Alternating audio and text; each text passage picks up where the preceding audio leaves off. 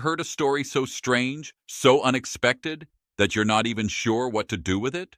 Well, that's exactly what the book of Jonah is like.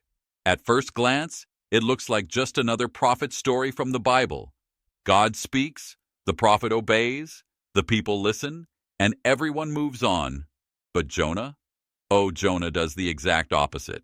And what follows is a wild, funny, and deeply thoughtful adventure on the high seas, inside a giant fish, and into the heart of what it really means to forgive. Let's start from the top. Jonah, son of Amittai, is given a mission straight from God. Go to Nineveh, that great city, and speak out against their wickedness. But Jonah doesn't just hesitate, he runs. And he doesn't run a little. He books the first boat going in the exact opposite direction. Imagine God telling you to go east, and you sprint west faster than you've ever moved in your life. Why? Well, Nineveh was the capital of Assyria, Israel's enemy. Jonah didn't want mercy for them. He didn't want to give them a chance to change. So he tries to put as much distance between himself and God's plan as humanly possible. Jonah heads to the port city of Joppa and finds a ship sailing to Tarshish, basically the edge of the known world at the time. He pays his fare, goes below deck, and falls into a deep sleep, probably thinking he's escaped divine duty. God sends a powerful storm. Waves crash over the deck, the wind howls, and the sailors, hardened, experienced men, are terrified.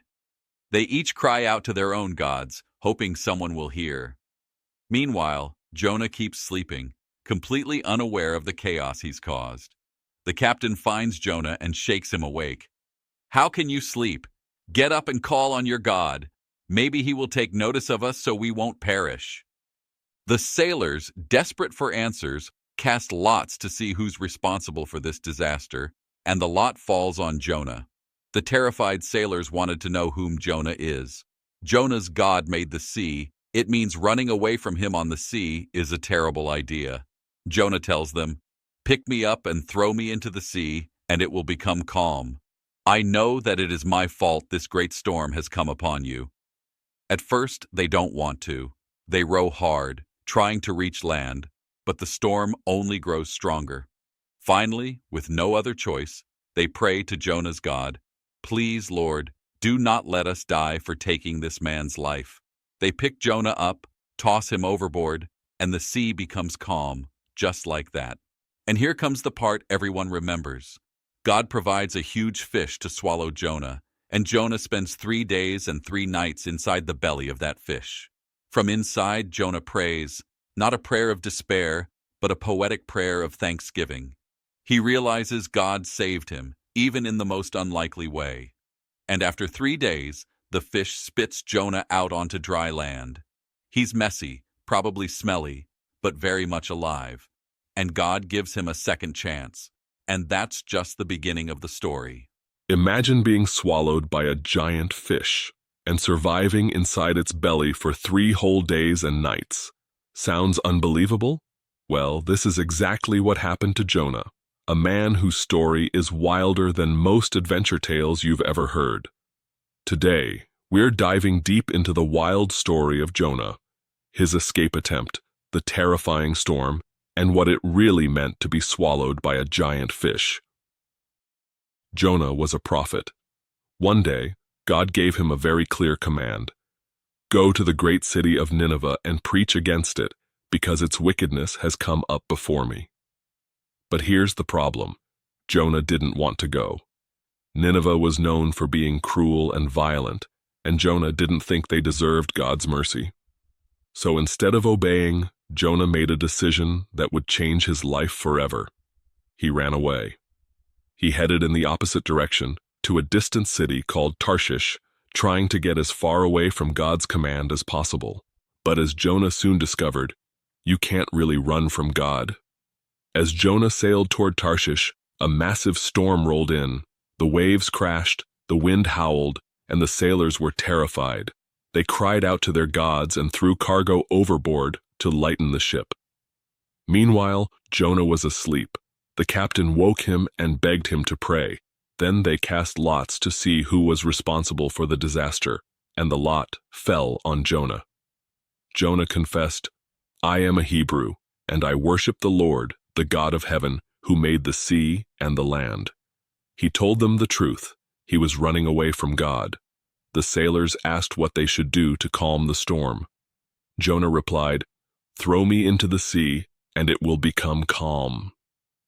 Reluctantly, the sailors threw Jonah overboard, and instantly the sea grew calm.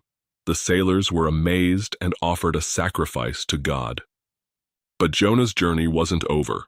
God sent a huge fish, some call it a whale, to swallow Jonah. And there, in the darkness, Jonah stayed for 3 days and 3 nights. Imagine it, cold, dark, wet, and hopeless. Inside the belly of the fish, Jonah finally realized he couldn't escape God. He prayed, "In my distress I called to the Lord, and he answered me. I said, I have been banished from your sight, yet I will look again toward your holy temple." Jonah thanked God for saving his life, promising to obey. And then something amazing happened. God commanded the fish, and it spat Jonah out onto dry land. Jonah had been given a second chance.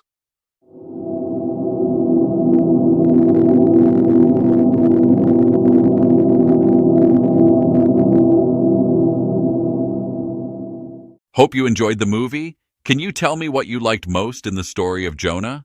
What is the lesson learnt from this story?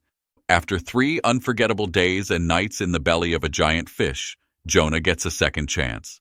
God comes to him again with the same command: "Go to Nineveh, that great city, and proclaim to it the message I give you." This time, Jonah doesn't run. He goes. But it's hard to tell if his heart is truly in it, or if he's just obeying to get it over with. Now, Nineveh was enormous, taking 3 days to walk through. Imagine a bustling city full of noise, trade, and people who, in Jonah's mind, were Israel's sworn enemies.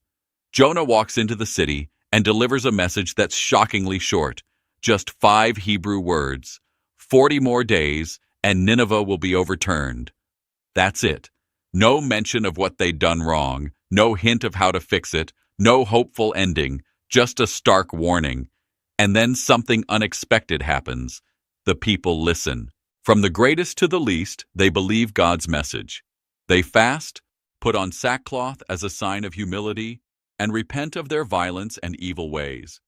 Even the king of Nineveh steps down from his throne, takes off his royal robes, covers himself with sackcloth, and sits in the dust. He issues a decree: let everyone urgently call on God. Let them give up their evil ways and their violence. Who knows? God may yet relent, and with compassion turn from his fierce anger so that we will not perish. And when God sees what they do and how they turn from their wickedness, he has compassion. He spares the city. Disaster doesn't come. You'd think Jonah would be thrilled. Thousands of people saved, an entire city transformed. But instead, Jonah is furious. He prays to God, but it's more like a complaint. "Isn't this what I said, Lord, when I was still at home? This is why I tried to run to Tarshish. I knew that you are a gracious and compassionate God, slow to anger and abounding in love, a God who relents from sending calamity.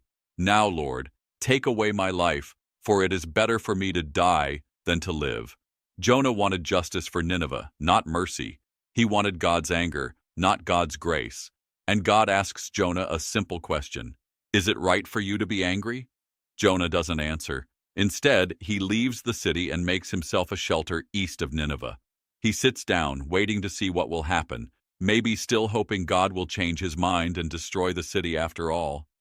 As Jonah waits, God makes a leafy plant grow quickly, providing Jonah with shade from the scorching sun. Jonah is very happy about the plant. Finally, something goes his way. But the next day, God sends a worm that chews the plant, and it withers. Then God sends a scorching east wind, and the sun beats down on Jonah's head until he's faint. Jonah once again says, "It would be better for me to die than to live." And God asks, "Is it right for you to be angry about the plant?" Jonah answers, "It is, and I'm so angry I wish I were dead." Then God delivers the heart of the story. "You have been concerned about this plant. though you did not tend it or make it grow. It sprang up overnight and died overnight. And should I not have concern for the great city of Nineveh, in which there are more than 120,000 people who cannot tell their right hand from their left, and also many animals? And that's it. The story ends there. We never hear Jonah's response. It's left hanging, like the question is really meant for us. Do we care more about our own comfort, pride, or plans? Or about the lives of people we might even dislike? Jonah's story is about more than a prophet and a fish. It's about God's grace that's bigger than we can imagine, grace that reaches even those we think least deserve it. And it invites each of us to look at our own hearts. Are we running from what God asks us to do? Do we limit who deserves mercy? And do we get angry when grace is given to others? Jonah's story challenges us to see the world as God sees it. Broken, yes, but also deeply loved and always worth saving. We have come to the end of our story. If you like this story, please give me a thumbs up. Till next time, bye-bye.